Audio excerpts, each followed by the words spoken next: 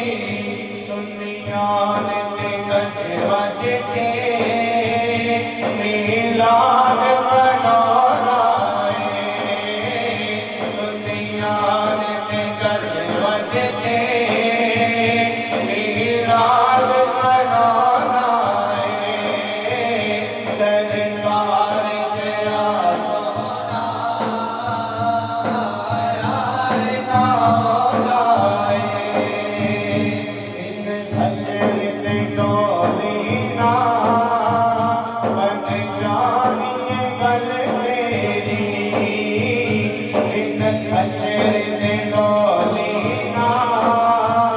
بن جانی کل تیری دن حشر دے ڈولینا بن جانی کل تیری بابر کی دو دے تو سونے گل نل لانا بابر کی دو دے تو سونے گل نل لانا بابر کی دو دے تو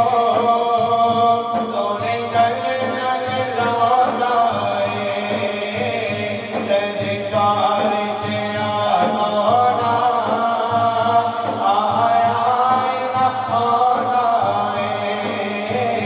سرکار چیا سونا آیا آنا نا رب نے بنایا نا رب نے بنانا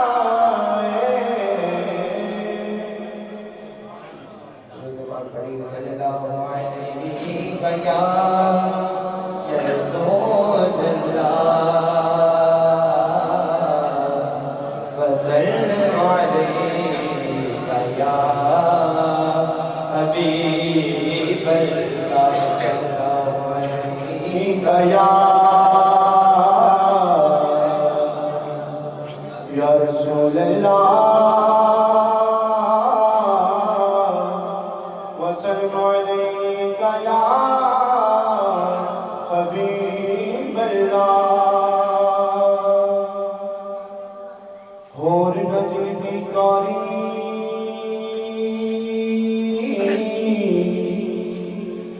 کہ کلمہ دل دی کاری ہو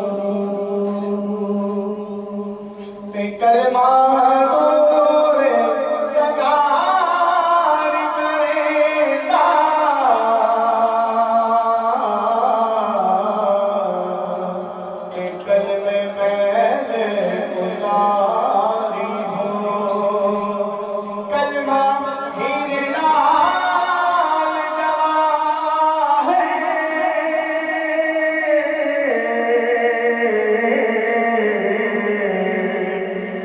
کلمہ ہٹے بساری ہوں اتے اوتے کوئی جہانی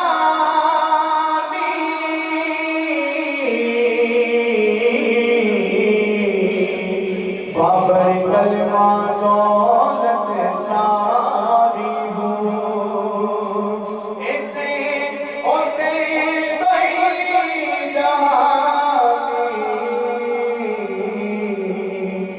بابر کلمہ دولت ساری ہوں پڑھو بسم اللہ محفل آیا کرو پھر پھلا نال سجایا کرو پڑھو بسم اللہ محفل آیا کرو پھر پھلا نال سجایا کرو پڑھو بسم اللہ محفل آیا کرو پھر پھلا نال سجایا کرو میرے کلمے کا ذکر کرایا کرو میرے کلمے کا ذکر کرایا کرو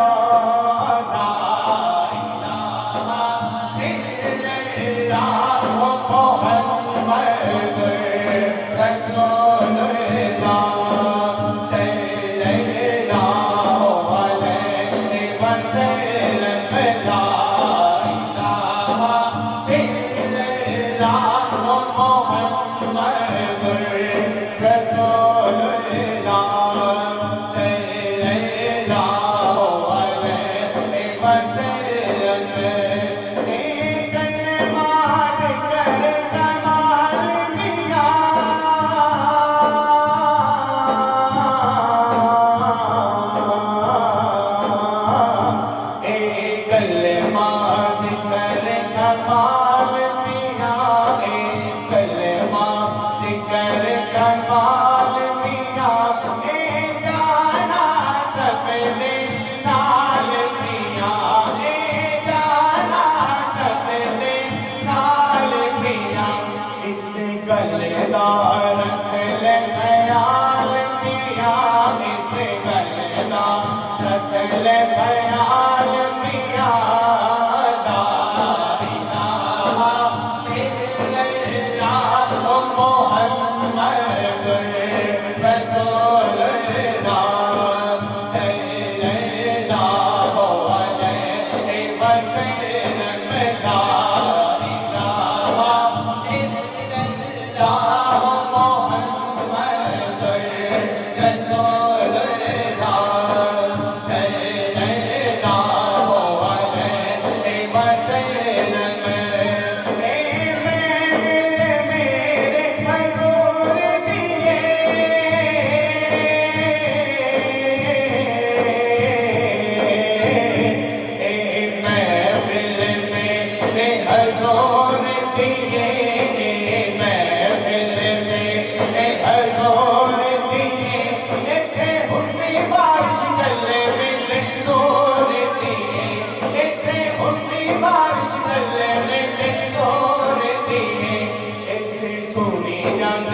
مجبور دیے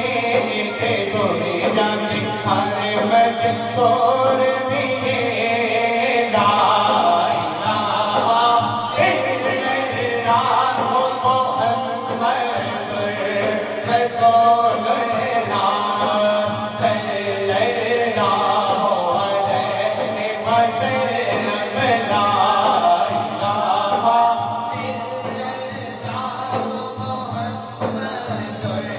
رسول اللہ صلی اللہ علیہ وسلم جیڑا کلمہ پڑھے پڑھاوے پھراوے گا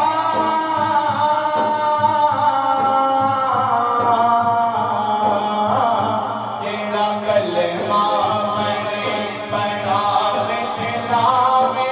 گا جیڑا کلمہ پڑھاوے پھراوے گا دنیا یا کرتے جنت کماوے گا دنیا یا کرتے جنت کماوے گا انشاءاللہ مدینے جاوے گا انشاءاللہ مدینے جاوے گا لا الہ الا محمد رسول اللہ صلی اللہ علیہ وسلم لا الہ الا محمد رسول اللہ صلی اللہ علیہ وسلم جیڑا کلمے دا ورد کھلائے گا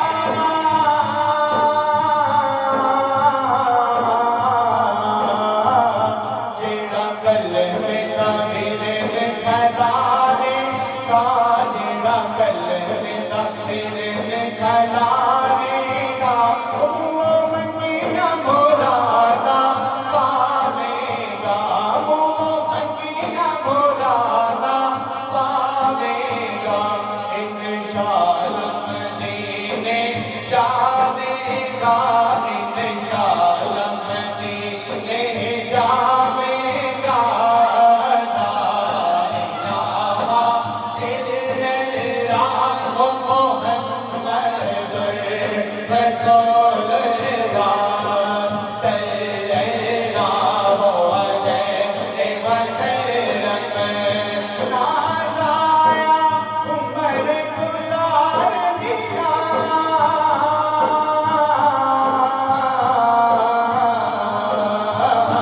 نازایا عمر گزار دیا نازایا عمر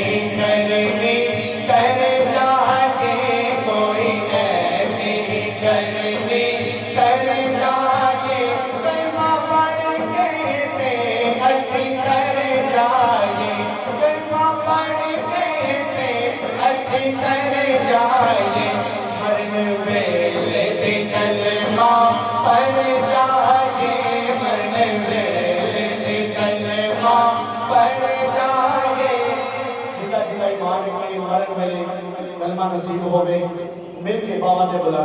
मरन वेले भी कलमा पढ़ जाए मरन वेले भी कलमा पढ़ जाए ला इलाहा इल्लल्लाह मुहम्मदुर रसूलुल्लाह सल्लल्लाहु अलैहि वसल्लम ला इलाहा इल्लल्लाह मुहम्मदुर रसूलुल्लाह सल्लल्लाहु अलैहि वसल्लम।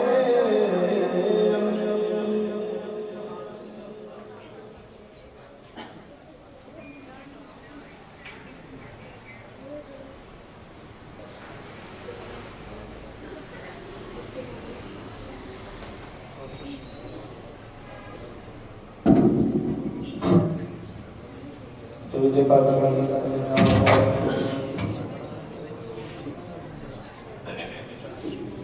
کہہ کلمہ یار پیارے کلمہ کہہ کلمہ کلمہ یار پیارے کلمہ کہہ کلمہ کہہ کلمہ یار پیارے کلمہ کہہ کلمہ تیرے کلمہ کار سوارے کلمہ کہہ کلمہ تیرے کلمہ کار سوارے کلمہ کہہ کلمہ تیرے کلمہ پار اتارے کلمہ کہہ کلمہ سچے سچیار پیارے کلمہ کہہ کلمہ لا الہ الا اللہ محمد رسول اللہ صلی اللہ علیہ وسلم کلمہ ملے کل گناہ کلمہ کار سوارے کلمہ کہہ کلمہ تیرے کلمہ کار سوارے کلمہ کہہ کلمہ لا الہ الا اللہ محمد رسول اللہ صلی اللہ علیہ وسلم کلمہ سورج چند کو روشن کلمہ پڑھے ہو بے چان کلمہ سورج چند کو روشن کلمہ پڑھے ہو بے چان بھجن بند غبارے کلمہ کہہ کلمہ بھجن بند غبارے کلمہ کہہ کلمہ کہہ کلمہ یار پیارے کلمہ کہہ کلمہ تیرے کلمہ کار سوارے کلمہ کہہ کلمہ تیرے کلمہ کار سوارے کلمہ کہہ کلمہ لا الہ الا اللہ محمد رسول اللہ صلی اللہ علیہ وسلم مومن جان ایک تو سدھارے نوری ملک اگو آبن سارے مومن جان ایک تو سدھارے نوری ملک اگو آبن سارے پورا دین نظارے کلمہ کہہ کلمہ پورا دین نظارے کلمہ کہہ کلمہ کہہ کلمہ یار پیارے کلمہ کہہ کلمہ تیرے کلمہ کار سوارے کلمہ کہہ کلمہ تیرے کلمہ کار سوارے کلمہ کہہ کلمہ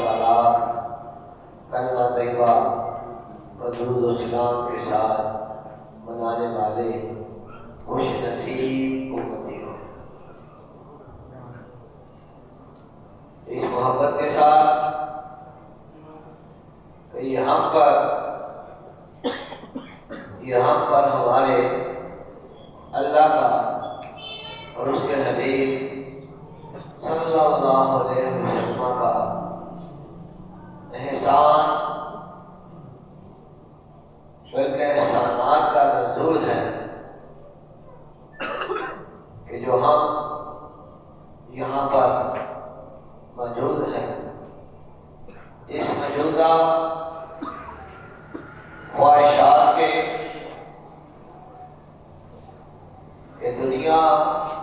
جتنی جدید اور جدت کی طرف جا رہی ہے، دنیا جدت کی طرف جا رہی ہے، تو ہماری خواہشات بھی، ہماری ضروریات بھی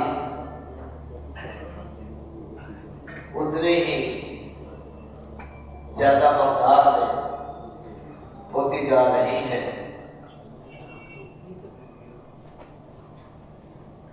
شیطان سے لڑنا، اس کے شر سے بچنا تو اب ایک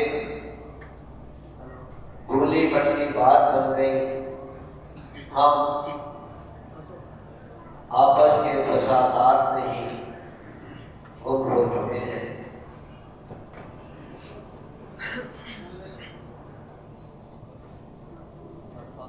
قاری ظہور اللہ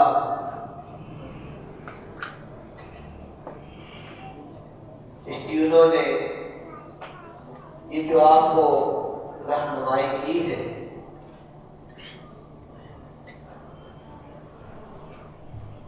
یہ ان کی ایک محبت کا ایک پہلو ہے، لیکن ہر کوئی درجہ بدرجہ محبت کے پہلوؤں میں چل رہا ہوتا ہے۔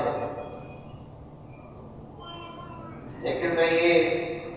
بات آغاز گفتگو بھی واضح کرنا چاہتا ہوں کہ یہ مہینہ تو محفل میلاد و وصل کا ہے، بہانہ بھی ہے، موقع بھی ہے، عذر بھی ہے، اور خوش نصیبی اگرچہ پورا مہینہ ہی محفل نہیں ہے، اور مسلسل پورے سال میں بھی محفل میلاد و وصل منائی جاتی ہے، لیکن آپ حاضرین و ناظرین کی یہ آج خوش نصیبی کا مزید حصہ اس سے میں آ رہا ہے کہ آج ماہ ربیع الاول شریف کا آخر جمعہ کی شب جمعۃ الوداع ہے، کہ عام دنوں میں بھی یوم جمعہ کو احادیث میں سید الایام کے تمام دنوں کا سردار ہے، اس کے اندر عبادات کا درجہ کم از کم 70 گنا سے لے کر 1,00,000 گنا تک تو احادیث میں بھی واضح ہے۔ آگے ہر اجر و ثواب اپنے ذوق شوق محبت و خلوص کے ساتھ بڑھتا جاتا ہے۔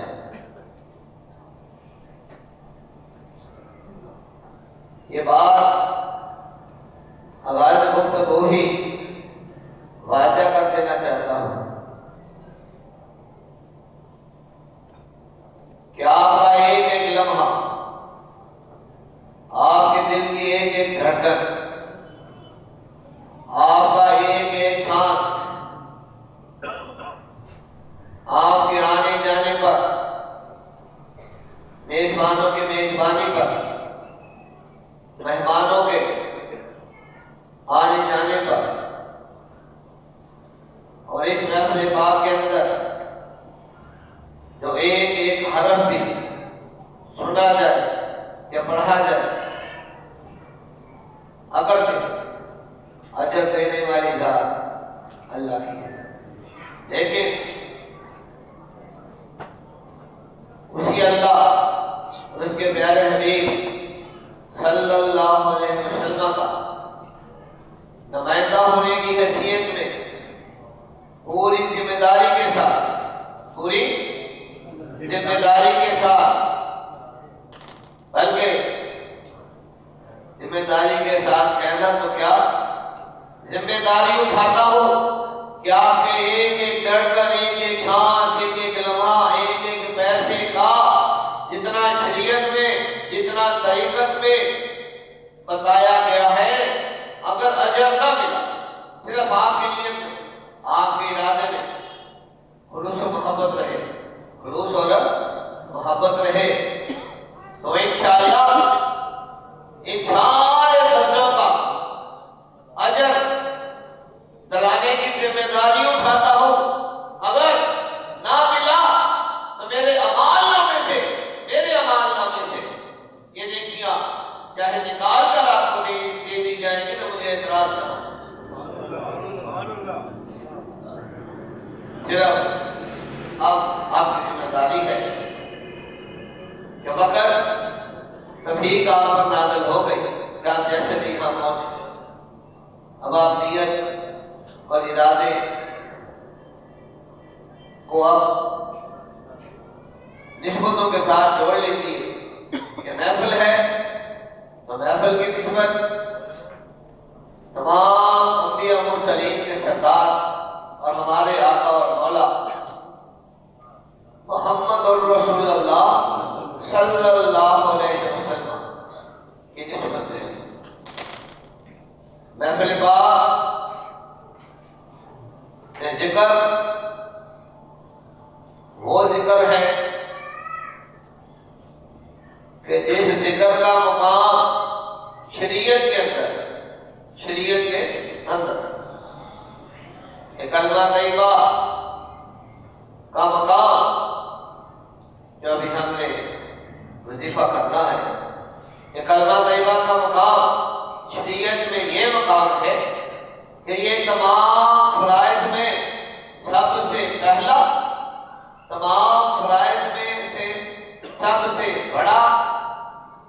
اور تمام فرائض میں سے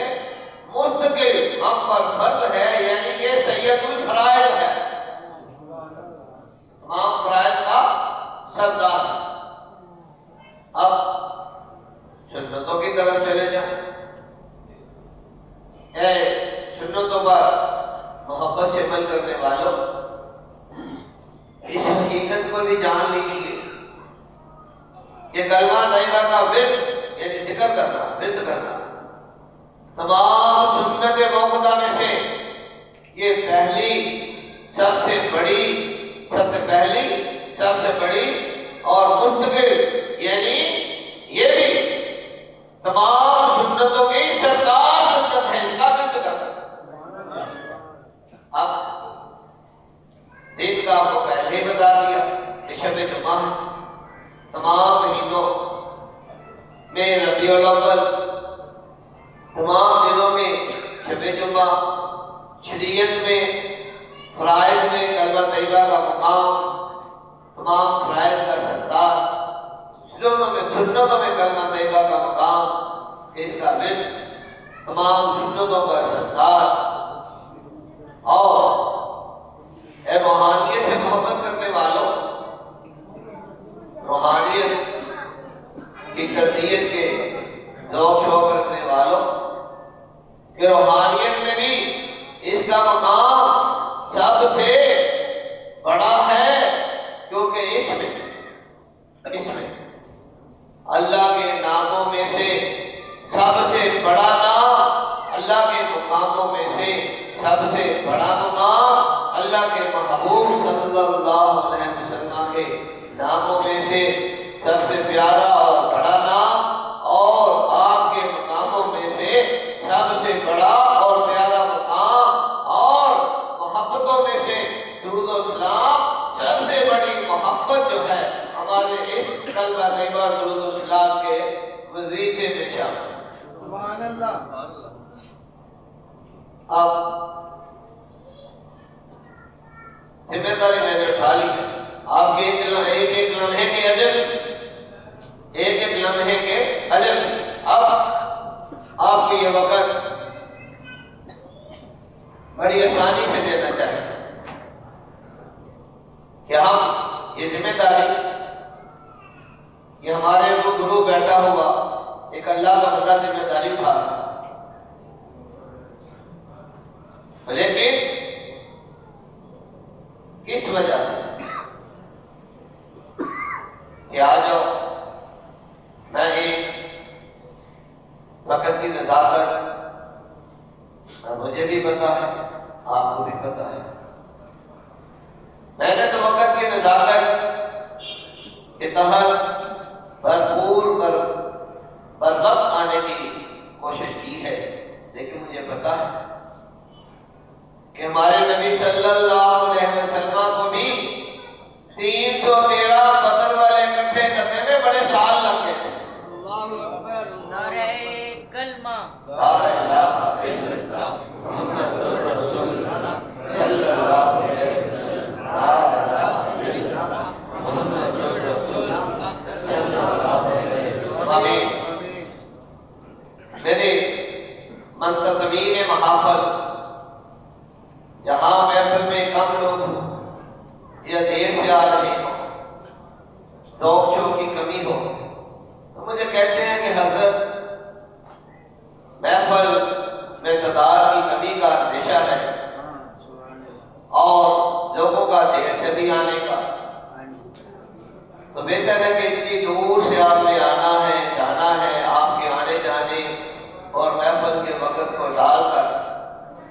10 سے 12 یا 14 گھنٹے لگ جاتے ہیں، تو اتنے چند لوگوں کے لیے پھر اتنی مشقت آپ کیوں اٹھا رہی ہیں؟ لہذا بہتر ہے کہ محفل کینسل کر دی جائے۔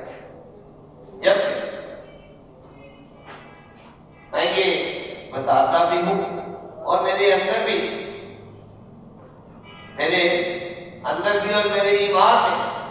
میرے مشن کے حصوں میں یہ قانون کہ میرے سامنے واضح ہے کہ بہت سے نبی ان کی ساری زندگیاں گزر گئی اور قیامت کے دن جب اٹھیں گے تو شاید ان کا ایسے نبی بھی ہے جن کا صرف ایک ہی امتی ہوگا۔ ایسے نبی ہے کہ جن کا چاہنے والا، محبت کرنے والا، ایمان رکھنے والا، ان کی صحبت اختیار کرنے والا شاید ایک ہی امتی ہو، کسی کے 10، کسی کے 50، کسی کے 100۔ تو اس لیے اور زندگیاں سینکڑوں سال کی زندگیاں،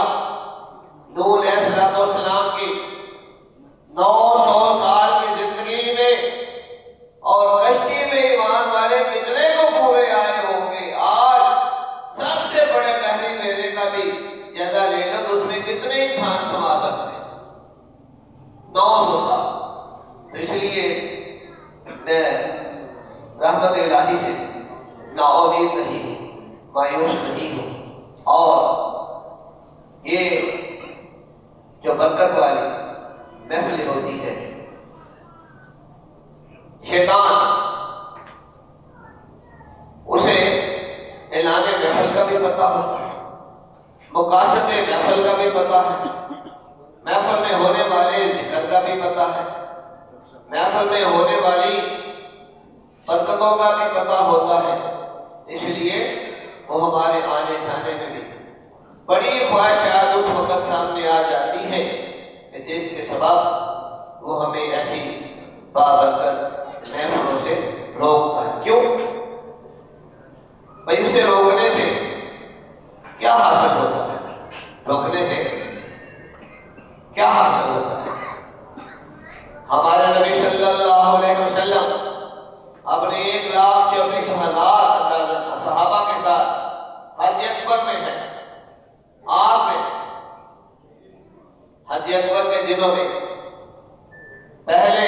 دن دعائیں فرمائیں،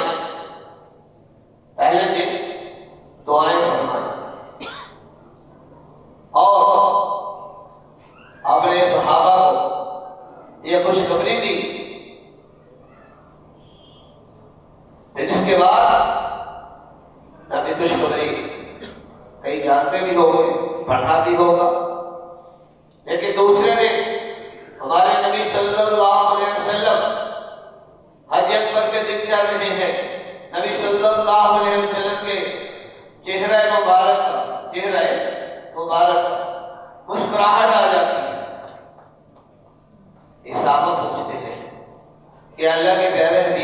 اللہ علیہ وسلم یہاں تو آپ اللہ کی بارگاہ میں دعا میں مشغول ہیں، آنسو بھی ہیں، اور پہلے چہرے پر رنجیدگی کے غم کے اثار ہیں، اب آپ اچانک مسکرانے لگتے ہیں۔ ہمارے نبی صلی اللہ علیہ وسلم نے فرمایا، اب یہاں بھی میں بات تھوڑی سی روک کر اب حج اکبر کے اندر شامل ہونے والے 1,24,000 اندازہ تعداد ہے، تو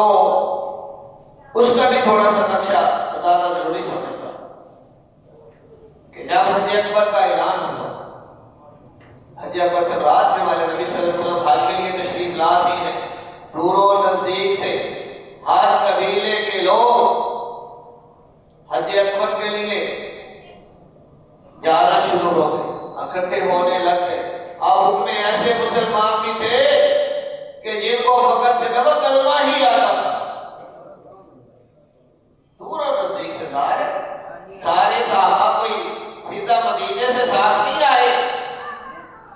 حج کا اعلان ہوا، دور دور تک خبر پہنچی، تو جہاں جہاں سے وہ لوگ پہنچ سکتا تھا وہ اپنے اپنے علاقوں سے مکے میں آ کر شامل ہو گئے۔ اب ان میں ہے تو سب کلمہ طیبہ کو اقرار و تصدیق کر ایمان لا چکے، لیکن زندگی کے اندر نیکیاں میں بھی کبھی زیادہ نہیں ہے اور گناہوں کے انکار بھی ہوں گے، کیونکہ نبی صلی اللہ علیہ وسلم نے جو ابھی میں بات بتاؤں گا کہ اس سے وہ حقیقت ثابت ہوتی ہے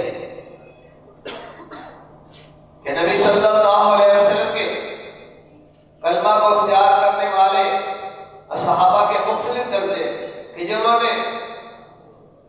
کئی تو ایسے تھے کہ جو مکے میں آ کر ہی صحابی بنے، انہوں نے کسی اور کے ذریعے سے کلمہ پڑھا تھا، جب مکے میں آ کے حالت ایمان میں جو ایک دفعہ اللہ کے نبی صلی اللہ علیہ وسلم کو دیکھ لے وہ صحابی بن جاتا ہے۔ اور سے حج اکبر میں ایسے لوگ بھی تھے کہ جو صرف مکے میں آ کر ہی صحابی بنے۔ تو اب بات حقیقت کے نقطے کی طرف لے کر چلیں کہ صحابہ نے پوچھا کہ اللہ کے پیارے حبیب صلی اللہ علیہ وسلم آپ رو رہے تھے، آنسو نکل رہے تھے، رنجیدگی تھی اور التجائیں کر رہے تھے، ہم دیکھ رہے ہیں کہ مسلسل آپ محنت میں ہیں اور دعاؤں اور التجاؤں میں لگے ہیں، اب آپ اچانک مسکرا پڑے ہیں، تو آقا اگر رحمت ہو تو اس کی وجہ آپ بتا سکتے ہیں؟ نبی صلی اللہ علیہ وسلم نے فرمایا کہ جب میں نے کال دعائیں کی تھی تو میرے صحابہ اللہ تعالیٰ نے تمام حج کرنے میرے ساتھ تمام حج کرنے والوں کے حقوق اللہ معاف کر دیے ہیں، حقوق اللہ معاف کر دیے۔ میں نے اپنی دعائیں جاری رکھی، دوسرا دن جب دعاؤں میں گزرا ہے اس وقت میں مسکرایا ہوں، پیارے صحابہ کہ پہلے دن اللہ کی طرف سے حکم آیا کہ محبوب آپ کی دعاؤں کی برکت سے آپ کے تمام صحابہ کے حقوق اللہ معاف کر دیتا ہوں۔ حقوق العباد تو لوگ ہی معاف کریں گے کہ وہ تو لوگوں کے حقوق ہیں، کسی نے ظلم و زیادتی کی ہے یا جو بھی کیا ہے، کسی نے زبان سے تکلیف دی، کسی نے ہاتھ سے دی، کسی نے مال سے دی، وہ تو متعلقہ حقوق العباد جو ہے متعلقہ بندے ہی معاف کریں۔ تو میں اپنی دعاؤں میں لگا رہا، میں اپنی التجاؤں میں اللہ کی رحمت کو حاصل کرنے میں لگا رہا، یہاں تک کہ آج جب دوسرا دن مکمل ہونے کے قریب پہنچا ہے تو میرے رب کی رحمت میری دعاؤں سے، میری التجاؤں سے، میرے آنسوؤں سے، میرے وسیلوں سے، میرے اذکار سے جو بھی میرے اللہ نے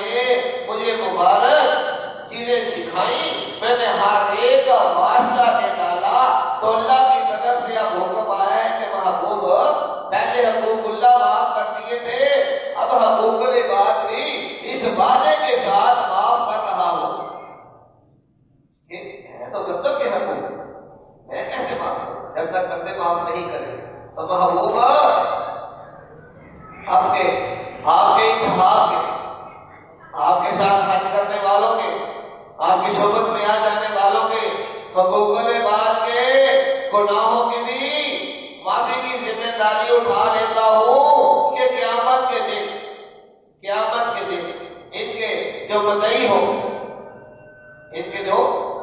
ہوں گے کہ جن پر بھی ان کے اوپر حقوق العباد کی ذمہ داری ہوگی، ان کو میں ایسے انعامات دے دوں گا کہ وہ ان سے راضی ہو کر ان کو معاف کر دیں گے۔ یہ بات یہ ذمہ داری اٹھا لیں، یہ ذمہ داری اٹھا لیں۔ یہ دو چیزیں تو اگر آپ کی سمجھ میں آ گئی ہو کہ پہلے دن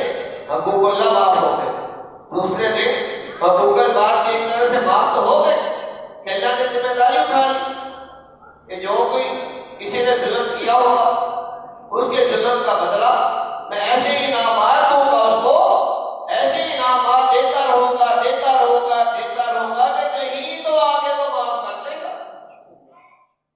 یہ میری ذمہ داری۔ لیکن میرے پیارے صحابہ، میں مسکرا اس لیے رہا کہ ادھر میرے اللہ کے انعامات نازل ہو رہے ہیں میرے اصحاب پر، اور آپ آج جب اللہ کی طرف سے حقوق اللہ کی بھی اور حقوق العباد کی بھی معافی کا اعلان ہوا ہے، تو میں نے دیکھا ہے یہاں پر شیطان کو، ابلیس کو، کہ وہ زمین پر لیٹ رہا ہے، چکرے مار رہا ہے، اپنے سر میں مٹی ڈال رہا ہے کہ میری اور میری شیطانوں کی جماعت کی تو ساری زندگیاں گزر گئی تھی ان کو حقوق اللہ کے سے روکتے ہوئے اور حقوق العباد کے گناہوں کے اسباب بنانے میں، ان کو حقوق العباد کے گناہوں میں ہم ان کے مددگار بنے رہے۔ وہ ہمارے تو شیطان اپنی اور اپنی جماعت کی جو ہے یہ شکست دے کر کہ ہماری ساری زندگیاں اتنے دن، ہفتے، مہینے، سال، کسی کی اگر 50 سال کی زندگی تھی، کوئی 60 سال کا تھا، کوئی 70 کا تھا، کہ ہم نے تو 70 سال لگے رہے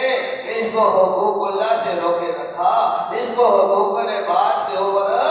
جو ہے کہیں زبانی ظلم کروایا، کہیں جسمانی کروایا، کہیں مالی کروایا، اور آج ہے کہ اللہ کے محبوب نے 2 دن دعائیں کی ہیں، التجائیں کی ہیں، اور اللہ نے معاف کر دیا ہے۔ میری اور میری شیطانی جماعت کی تو ساری محنت ضائع ہو گئی ہے۔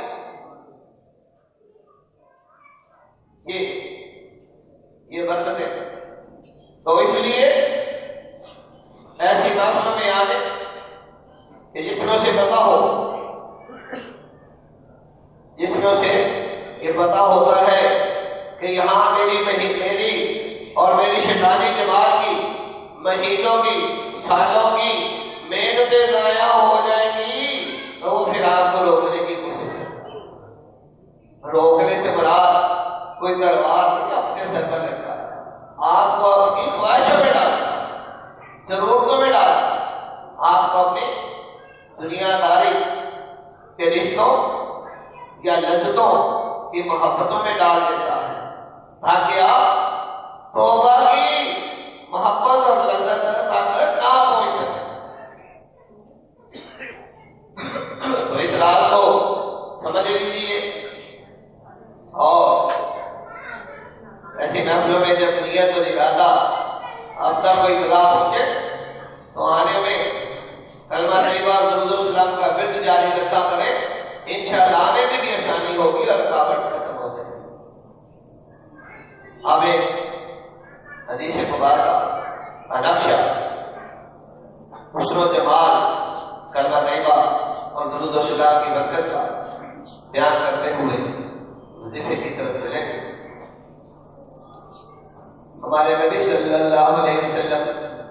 فرماتے ہیں کہ قیامت کا دن ہوگا. ظاہر یہ عملی نقشہ ہے. اللہ تعالیٰ تو ماضی حال اور مستقبل کو جاننے والا ہے. وہ مستقبل کے نقشے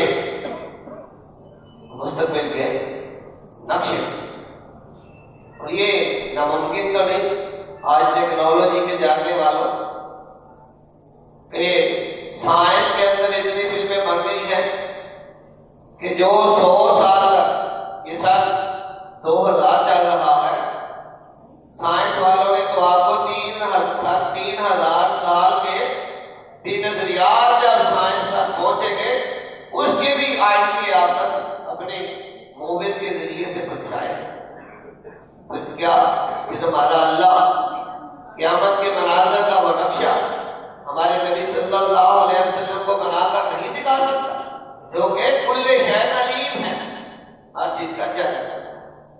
تو اللہ تعالیٰ نے اپنے محبوب کو نقشہ دکھایا اور وہ نقشہ اللہ کے حبیب صلی اللہ علیہ وسلم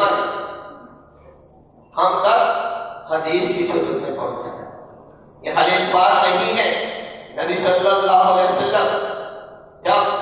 قرآن میں کوئی نقشہ بیان ہوتا ہے، واقعہ بیان ہوتا ہے تو وہ لفظی نہیں ہوتا، سارا واقعہ سب میں چل رہا ہوتا ہے. تو نبی صلی اللہ علیہ وسلم فرماتے ہیں کہ قیامت کا دن ہوگا. میں پچھلے وقت کے اندر اشارہ کروں گا. قیامت کا دن ہوگا. حضرت آدم علیہ السلام خودی کے الہی سے اللہ کے عرش پر جبہ پہنے تشریف فرما ہوں گے. دیکھ رہے ہوں گے کہ میری اولاد کا کیا انجام ہو رہا ہے. اچانک ہمارے نبی صلی اللہ علیہ وسلم کے امتیوں میں سے ایک امتی کے حق میں جہنم کا فیصلہ ہو جائے. ترازو پر میدان پر جب نیکیاں اور گناہ تولے جائیں تو گناہوں کا وزن بڑھ جائے. فیصلہ تو سامنے ہی ہوگا، کوئی نکی چھوٹی بات نہ ہوگی، ایک زیادہ برابر بھی ظلم اور زیادتی نہیں ہوگا. بس کہ وہ فرشتے گناہوں کا بوجھ زیادہ ہونے کے سبب میدان کا ہی فائنل فیصلہ ہونا ہے، تو وہ اس شخص کو جب پکڑ کر جہنم کی طرف لے جا رہے ہوں گے اور آدم علیہ السلام عرش پر کھڑے اپنی اولاد مشاہدہ دیکھ رہے ہوں گے تو انہیں کسی کے الہی سے پتہ چل جائے گا کہ یہ تو نبی آخر الزمان محمد صلی اللہ علیہ وسلم کا امتی ہے اور اس کے لیے جہنم کا فیصلہ ہو گیا ہے. ترازو میں اس کے گناہوں کا وزن بڑھ گیا ہے. حدیث مبارکہ میں آتا ہے، یہ الفاظ نہیں نبی دہرا رہا کہ یہ واقعات ہیں، یہ قیامت کے وہ واقعات جو اللہ تعالیٰ ان نقشوں کو بنا کر اپنے حبیب صلی اللہ علیہ وسلم کو دکھا رہا ہے اور آپ اس نقشے کو ہمارے تک الفاظوں میں پہنچا رہے ہیں. جو صرف لفظ سمجھتے ہیں انہیں کم برکت ملتی ہے اور جو ذات پورے نقشے کو بھی سامنے مد نظر رکھتے ہیں وہ زیادہ برکت اور زیادہ ہدایت پاتے ہیں. توجہ کے ساتھ کہ یہ واقعہ قیامت میں ہونا ہے، لیکن اس کا تصور ایک آئیڈیا ایک پورا اللہ تعالیٰ نے بنا کر اپنے حبیب صلی اللہ علیہ وسلم کو دکھا دیا اور انہوں نے آگے اس کا نقشہ ہم تک اپنے صحابہ کے ذریعے سے حدیث کی صورت میں پہنچا دیا. اب یہ حدیث یہ اس قیامت کے منظر کی فلم، حقیقی فلم جو اللہ تعالیٰ نے بنائی ہے اور اپنے حبیب صلی اللہ علیہ وسلم کو دکھائی اور ہم تک یہ نقشہ حدیث کے ذریعے سے پہنچے. تو آدم علیہ السلام وہی سے آواز دیں گے کہ اللہ کے پیارے حبیب محمد الرسول اللہ صلی اللہ علیہ وسلم کہ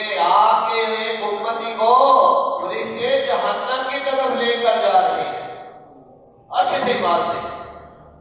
ہمارے نبی صلی اللہ علیہ وسلم دیکھیں کتنے چھوٹے چھوٹے نقطے اس حدیث میں بیان کیے گئے ہیں.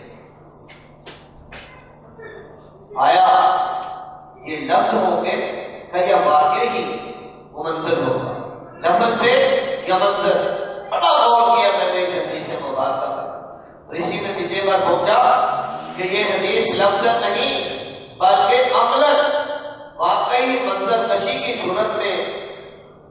نبی صلی اللہ علیہ وسلم تک پہنچی ہے، تو جس سے ثابت ہوتا ہے کہ باقی احادیث کے مناظر بھی ایسے ہی جو آنے والے زمانے کی ہے، قیامت کی ہے، ہمارے آقا علیہ السلام کو ساتھ دکھائی دیتے ہیں. تو آپ غور کیجیے ان نقطوں پر کیا آیا ان کو حدیث میں کیوں بیان کیا. آدم علیہ السلام آواز دیں گے کہ اللہ کے پیارے حبیب صلی اللہ علیہ وسلم آپ کی ایک امتی کو سزا فائنل ہو گئی ہے، جہنم کی طرف فرشتے لے کے جا رہے ہیں. نبی صلی اللہ علیہ وسلم تاکہ یہ آواز رحمت الہی سے پہنچے. اب آگے جملہ بڑا اور والا نبی صلی اللہ علیہ وسلم یہ آواز سنتے ہی حدیث میں آیا کہ میرے نہیں حدیث کے الفاظ کہ اپنی تہمت جو اس دور میں نبی صلی اللہ علیہ وسلم کا اللہ سے مبارک اتنا نبی صلی اللہ علیہ وسلم نے تہمت ہمارے معاشرے میں جسے لاچا بھی کہا جاتا ہے تہمت بھی یہ ایک ہی طرح کا روپ ہے ایسا لباس ہمارے نبی صلی اللہ علیہ وسلم. تو حدیث میں کہا جا رہا ہے کہ ظاہر ہے کہ تہمت باندھنے والے جنہوں نے باندھی یا جنہوں نے باندھے ہوئے دیکھی ہے کہ جب اس کے ساتھ تیزی سے چلنا ہو تو پھر اس کو تھوڑا پکڑنا بھی پڑتا ہے تاکہ اس کی عمر کو مضبوط کرے تو ہوتی نہیں. تو حدیث میں یہ بیان لفظ منظر آ رہا ہے کہ نبی صلی اللہ علیہ وسلم آدم علیہ السلام آواز سنتے ہی اپنی تہمت کو پکڑیں گے اور تیزی سے فرشتوں کی اس جماعت کی طرف بھاگیں گے، لپکیں گے، ان کو روکیں گے رک جاؤ. وہ کہیں گے کہ ہم مجبور ہیں، ہم حکم الہی اور قیامت کے قوانین عدل و انصاف کے تحت مجبور ہیں کہ اس کے لیے جہنم کا فیصلہ ہو چکا، اس کے گناہوں کا وزن بڑھ گیا ہے، اس کے نیکی کا وزن کم ہے اور یہی قیامت کے دن کا فائنل انصاف کا مسئلہ ہے. لہذا یہ جہنمی قرار پایا اور ہم اسے جہنم کی طرف اپنی مرضی سے نہیں بلکہ قانون الہی قانون آخرت کے تحت لے کر جا رہے ہیں. ہم اس پر قطعاً ظلم نہیں کر رہے، ہم آگے دور سے دیکھیں جو میں یہ بتا رہا ہوں کہ یہ لفظ نہیں ہے، یہ منظر جو دکھایا جاتا ہے نبی پھر حدیث میں. اب اگلے منظر میں بھی نقطے پہ غور کریں. بڑے واقعہ حدیث میں ہے لیکن ان سے آپ کو پتہ چل جائے گا. سمجھنے والے سمجھیں گے کم از کم جو تھوڑا بہت ٹیکنالوجی کو جانتے ہیں، موویز کو جانتے ہیں، فلموں کو جانتے ہیں، وہ تو اس منظر کشی کو سمجھ لیں گے. کیا فرشتے جب اپنی مزدوری اور اپنی مجبوری ظاہر کرتے ہیں کہ ہم قطعاً ظلم نہیں کرتے، ہم کو اللہ کے حکم کے تحت اور قانون آخرت کے تحت جو آج کے دن کا قانون ہے اس کے تحت اس کو جہنم میں لے کر جا رہی ہے. ہم اپنی ذاتی مرضی تو نہیں کر رہے. اب فرشتوں کی یہ مجبوری دیکھ کر حدیث میں اگلا اب سوچو کہ نبی صلی اللہ علیہ وسلم اپنی داڑھی مبارک اپنے ہاتھ میں پکڑ کر اللہ کے عرش کی طرف اپنا چہرہ کرتے ہیں. ہم یہ لفظ ہو سکتے کہ پہلے تہمت سنبھال کر تیزی سے لپکنا، فرشتوں کو روکنا اور پھر جب فرشتے کہ ہم تو حکم الہی سے لے کے جا رہے ہیں، ہمارا اس میں کوئی عمل نہیں، یہ قانون ہے، یہ آخرت کے قانون کے تحت لے کر جا رہے ہیں۔ تو پھر نبی صلی اللہ علیہ وسلم اپنی داڑھی مبارک اپنی مٹھی میں لے کر آسمان کی طرف، عرش کی طرف رخ کریں، اللہ تعالیٰ کی طرف سے حکم آیا کہ اے فرشتوں میرے حبیب صلی اللہ علیہ وسلم کی بات سنو، ان کی اطاعت کرو، میرے حبیب صلی اللہ علیہ وسلم کی بات سنو اور جو وہ کہہ رہے ہیں اس کی اطاعت کرو، فرما برداری کرو، اس میں عمل کرو۔ اب دیکھیں کہ کیسا قانون نبی صلی اللہ علیہ وسلم کی کیسے طریقے سے قانون پورا کر رہے ہیں، کیسی منطق کشی ہے، کیسا یہ سامنے لے ہم سب کو اٹھا کے گزرتا ہے کہ اس واقعے سے، اس مسئلے سے ہمارے باوجداد نے، ہم نے، ہماری اولادوں نے، ہر انسان نے، ہر مسلمان نے، ہر مومن نے گزرنا، یہ ہمارا ہی منظر ہے، یہ ہم سب کا منظر ہے، ہمارے باوجداد کا منظر ہے، ہماری اولادوں کا، جن کے لیے ہم ان محفلوں میں آنے سے کمی کتراتے ہیں، مصروفیت لے لیتے ہیں، یہ انجام اس مرحلے سے ہر ایک میں گزرنا ہے۔ منظر کشی آگے چل رہی ہے، رب کا بنایا ہوا منظر آگے چل رہا ہے کہ داڑھی مبارک کے پکڑنے پر، چہرہ مبارک عرش کی طرف کرنے پر فرشتوں کو آواز آئے گی کہ اے فرشتوں میرے حبیب صلی اللہ علیہ وسلم کی بات سنو اور جو یہ کہہ رہے ہیں اس کی اطاعت کرو، اس کی اطاعت کرو، فرما برداری کرو، کہنا مانو۔ اب نبی صلی اللہ علیہ وسلم بھی انہوں نے آخرت کو پورا کر رہے ہیں، انہوں نے آخرت کو پورا کر رہے ہیں، فرشتوں کو کہتے ہیں کہ میری امت اس کو دوبارہ میدان میں لے کے میدان کے ترازو دوبارہ ترازو میں لے کے، اب اسے دوبارہ ترازو میں لے کے جایا جاتا ہے۔ نبی صلی اللہ علیہ وسلم ساتھ تشریف لے کے جا رہے ہیں، پھر اسے دروازوں کے درمیان کی جماعت کی تو ساری زندگیاں گزر گئی تھی ان کو حقوق اللہ کے سے روکتے ہوئے اور حقوق العباد کے گناہوں کے اسباب بنانے میں، ان کو حقوق العباد کے گناہوں میں ہم ان کے مددگار بنے رہے، وہ ہمارے تو ستار اپنی اور اپنی جماعت کی جو ہے یہ شکست دے کر کہ ہماری ساری زندگیاں اتنے دن، ہفتے، مہینے، سال،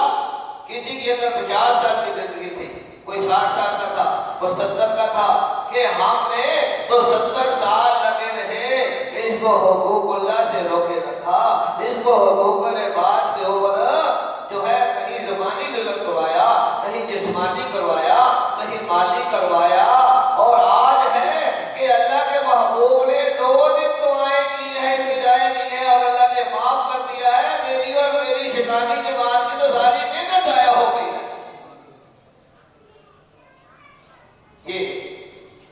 یہ برکت ہے، تو اس لیے ایسی محفلوں میں آنے کہ جس میں سے پتا ہو، جس میں سے یہ پتا ہوتا ہے کہ یہاں میری اور میری شیطانی جماعت کی مہینوں کی، سالوں کی محنتیں ضائع ہو جائیں گی، تو وہ پھر آپ کو روکنے کی کوشش کرتا ہے۔ روکنے سے مراد کوئی تلوار نہیں اپنے سر پر لٹکا ہے، آپ کو اپنی خواہشوں میں ڈالتا ہے، ضرورتوں میں ڈالتا ہے، آپ کو اپنی دنیا داری کے رشتوں یا لذتوں کی محبتوں میں ڈال دیتا ہے تاکہ آپ توبہ کی محبت اور لذت تک نہ پہنچ سکیں۔ تو اس راز کو سمجھ لیجیے، اور ایسی محفلوں میں جب نیت اور ارادہ اب تک کوئی اطلاع پہنچے تو آنے میں کلمہ طیبہ اور درود السلام کا ورد جاری رکھا کریں، انشاءاللہ آنے میں بھی آسانی ہوگی اور رکاوٹ ختم ہو جائے گی۔ اب ایک حدیث مبارکہ کا نقشہ اس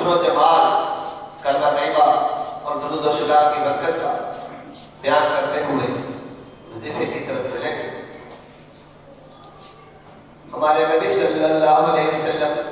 فرماتے ہیں کہ قیامت کا دن ہوگا. ظاہر یہ عملی نقشہ ہے. اللہ تعالیٰ تو ماضی حال اور مستقبل کو جاننے والا ہے. وہ مستقبل کے نقشے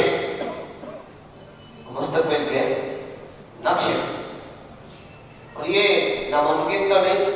آج ٹیکنالوجی کے جاننے والوں کہ سائنس کے اندر اتنی فلمیں بن گئی ہیں کہ جو 100 سال تک یہ سال 2000 چل رہا ہے، سائنس والوں نے تو آپ کو 3000 سال کے بھی نظریات جب سائنس تک پہنچیں گے اس کے بھی آئیڈیے آپ تک اپنے موویز کے ذریعے سے پہنچائے. تو کیا یہ ہمارا اللہ قیامت کے مناظر کا وہ نقشہ ہمارے نبی صلی اللہ علیہ وسلم کو بنا کر نہیں دکھا سکتا جو کہ کل شے علیم ہے، ہر چیز کا جانتا ہے. تو اللہ تعالیٰ نے اپنے محبوب کو نقشہ دکھایا اور وہ نقشہ اللہ کے حبیب صلی اللہ علیہ وسلم ہم تک حدیث کی صورت میں پہنچا ہے. یہ حال الفاظ نہیں ہے. نبی صلی اللہ علیہ وسلم جب قرآن میں کوئی نقشہ بیان ہوتا ہے، واقعہ بیان ہوتا ہے تو وہ لفظی نہیں ہوتا، سارا واقعہ سب میں چل رہا ہوتا ہے. تو نبی صلی اللہ علیہ وسلم فرماتے ہیں کہ قیامت کا دن ہوگا. مختصر وقت کے اندر اشارہ کروں گا. قیامت کا دن ہوگا. حضرت آدم علیہ السلام اسی کے الہی سے اللہ کے عرش پر جبہ پہنے تشریف فرما ہوں گے. دیکھ رہے ہوں گے کہ میری اولاد کا کیا انجام ہو رہا ہے. اچانک ہمارے نبی صلی اللہ علیہ وسلم کے امتیوں میں سے ایک امتی کے حق میں جہنم کا فیصلہ ہو جائے گا. ترازو پر میدان پر جب نیکیاں اور گناہ تولے جائیں تو گناہوں کا وزن بڑھ جائے. فیصلہ تو سامنے ہی ہوگا، کوئی نکی چھوٹی بات نہ ہوگی، ایک زیادہ برابر بھی ظلم اور زیادتی نہیں ہوگا. بس کہ وہ فرشتے گناہوں کا بوجھ زیادہ ہونے کے سبب میدان کا ہی فائنل فیصلہ ہونا ہے. تو وہ اس شخص کو جب پکڑ کر جہنم کی طرف لے جا رہے ہوں گے اور آدم علیہ السلام عرش پر کھڑے اپنی اولاد مشاہدہ دیکھ رہے ہوں گے تو انہیں کسی کے الہی سے پتہ چل جائے گا کہ یہ تو نبی آخر الزمان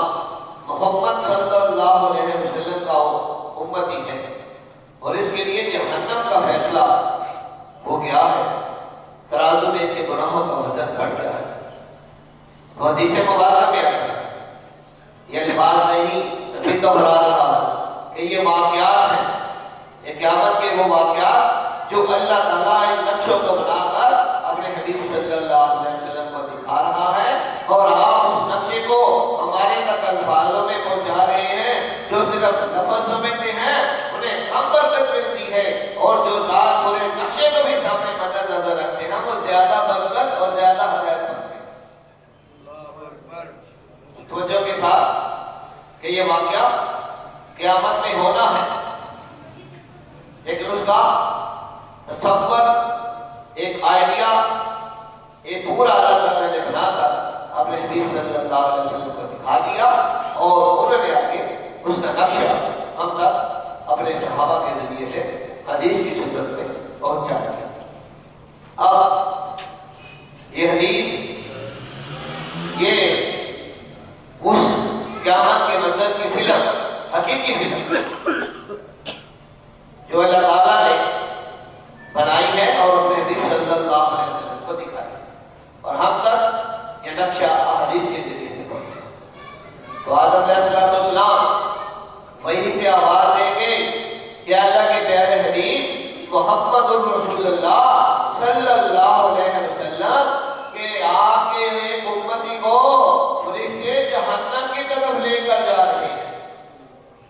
بات ہے ہمارے نبی صلی اللہ علیہ وسلم دیکھیں کتنے چھوٹے چھوٹے نقطے اس حدیث میں بیان کیے گئے. آیا یہ لفظ ہوں گے کہ یا واقع ہی وہ منظر ہوگا؟ لفظ تھے یا منظر؟ بڑا غور کیا میں نے اس حدیث مبارکہ پر اور اسی نتیجے پر پہنچا کہ یہ حدیث لفظ نہیں بلکہ عملاً واقعی منظر کشی کی صورت میں نبی صلی اللہ علیہ وسلم تک پہنچی ہے. تو جس سے ثابت ہوتا ہے کہ باقی احادیث کے مناظر بھی ایسے ہی جو آنے والے زمانے کی ہے، قیامت کی ہے، ہمارے آقا علیہ السلام کو ساتھ دکھائے دیتے ہیں. تو آپ غور کیجیے ان نقطوں پر کہ آیا ان کو حدیث میں کیوں بیان کیا. آدم علیہ السلام آواز دیں گے کہ اللہ کے پیارے حبیب صلی اللہ علیہ وسلم آپ کے امتی کو سزا فائنل ہو گئی ہے، جہنم کی طرف فرشتے لے کے جا رہے ہیں. نبی صلی اللہ علیہ وسلم تک یہ آواز رحمت الہی سے پہنچے. اب آگے جملہ تھا بڑا اور والا تھا. نبی صلی اللہ علیہ وسلم یہ آواز سنتے ہی حدیث میں آیا کہ میرے نہیں حدیث کے الفاظ کہ اپنی تہمت جو اس دور میں نبی صلی اللہ علیہ وسلم کا اللہ سے مبارک ہے کہ پناہ نبی صلی اللہ علیہ وسلم نے تہمت ہمارے معاشرے میں جسے لاچا بھی کہا جاتا ہے، تہمت بھی یہ ایک ہی طرح کا روپ ہے. ایسا لباس ہمارے نبی صلی اللہ علیہ وسلم. تو حدیث میں کہا جا رہا ہے کہ ظاہر ہے کہ تہمت باندھنے والے جنہوں نے باندھی یا جنہوں نے باندھے ہوئے دیکھی ہے کہ جب اس کے ساتھ تیزی سے چلنا ہو تو پھر اس کو تھوڑا پکڑنا بھی پڑتا ہے تاکہ اس کی عمر کو مضبوط کرے تو ہوتی نہیں. تو حدیث میں یہ بیان لفظ منظر آ رہا ہے کہ نبی صلی اللہ علیہ وسلم آدم علیہ السلام کی آواز سنتے ہی اپنی تہمت کو پکڑیں گے اور تیزی سے فرشتوں کی اس جماعت کی طرف بھاگیں گے، لپکیں گے، ان کو روکیں گے رک جاؤ. وہ کہیں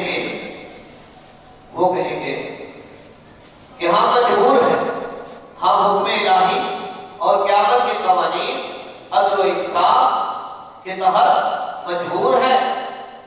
کہ اس کے لیے جہنم کا فیصلہ ہو چکا، اس کے گناہوں کا وزن بڑھ گیا ہے، اس کی نیکی کا وزن کم ہے اور یہی قیامت کے دن کا فائنل انصاف کا مسئلہ ہے. لہذا یہ جہنمی قرار پایا اور ہم اسے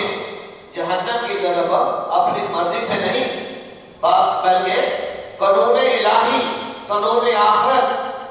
کے تحت لے کر جا رہے ہیں. ہم اس پر قطعاً